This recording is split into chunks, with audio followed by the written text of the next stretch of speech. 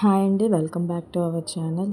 ఈరోజైతే మేము టెంపుల్కి వెళ్తున్నాము. మండే మార్నింగ్ కదా అనేసి అని చెప్పి మా ఆయన ఎప్పటి నుంచో టెంపుల్కి వెళ్దాం అంటున్నారు. సో అందుకే టెంపుల్కి స్టార్ట్ అయ్యాము.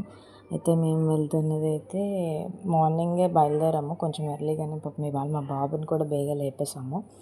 మేమైతే భైరవకొండ టెంపుల్కి వెళ్ళాము. మొత్తం అంతా ట్రక్కింగ్ చేసినట్టు అయిపోయింది మాకు. అంటే బయటనే బళ్ళు అవి ఆపించేశారు. బైక్స్, స్కూటీస్ ఏవి కూడా ఎలౌ లేదు, అంతా వాకింగ్ చేస్తూ వెళ్ళాము. మధ్యలోని పెద్ద పెద్ద పాము పుట్టలు పెద్దవి, చాలా పెద్దవి ఉన్నాయి. నాకు అవి చూస్తేనే భయం వేసేసింది. అండ్ నెక్స్ట్ మేము సగం దూరం వెళ్ళినంత వరకు జనాలు ఎవరు కనిపించలేదు.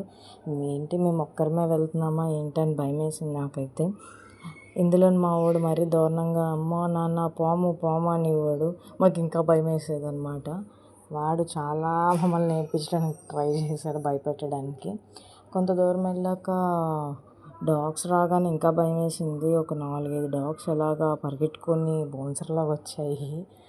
ఫైనల్లీ కొంతమందిని అలా చూస్తూ ఉండగా ఓకే ఫైన్ అనిపించింది. ఎప్పుడైతే రీచ్ అయ్యామో అమ్మయ్య వచ్చేసాము అనేసి అని అనిపించింది టెంపుల్కి. భైరవ్ టెంపుల్కి చాలానే ఉన్నాయి కదండి విశేషాలు. మీకు ఏమైనా తెలిస్తే కామెంట్ చేయండి. ఇంతకుముందు అయితే గుమ్మడికాయతో దీపం పెట్టేవారు, ఇప్పుడు అది కూడా లేదు కదా.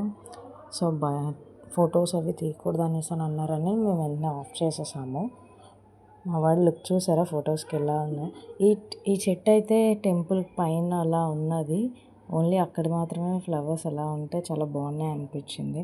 ప్రతిదీ కూడా స్వయంభూగా వెలిసిన విగ్రహాలే ఉంచారు. ఇంకా స్టిల్ వాటికే పూజలు జరుగుతున్నాయి. మా వాడైతే మరీ భక్తుడైపోయాడు ఇవాళ వినాయకుడికి. అదైతే మాకు చాలా నవ్వు అనిపించింది. అండ్ నెక్స్ట్ వాడి వాయిస్ వినండి, పాము పాము అనుకొని ఉన్నాడు అలాగా. తర్వాత శివయ్యని అలా దర్శనం చేసుకొని సింహాచలం స్టార్ట్ అయ్యాము. మరైతే అప్పటికి తర్వాత మేము మధ్యలో ఉన్న తర్వాత మాకు గుర్తొచ్చింది, అంటే చందనోత్సవం కూడా ఉంది కదా, ఖాళీ ఉంటుందా ఉండదా అనేసి అని చెప్పి. సో అయితే అనుకున్నాము ఖాళీ ఉంటే వెళ్ళేసి వచ్చేద్దాము, లేదంటే ప్రసాదాలు పట్టుకొని బయట నుంచి దండం పెట్టుకొని వచ్చేద్దాం అనుకున్నాము. సో అలానే అయ్యింది. అస్సలు ఖాళీ లేదండి బాబు. పిల్లలతో వెళ్తే మళ్ళీ మేము మధ్యలో స్ట్రక్ అయిపోతాము, ఫుడ్ కూడా క్యారీ చేయలేదు అనేసి అని చెప్పి ఇంక వెంటనే బయట నుంచి దండం పెట్టేసుకొని వెంటనే వెనక్కి రిటర్న్ అయిపోయాము. సో ఇంతవరకు మన వీడియో నచ్చిందని అనుకుంటున్నాను. అందుకే లైక్, షేర్, సబ్స్క్రైబ్ చేసేయండి మన ఛానల్ని. Thank you all, bye.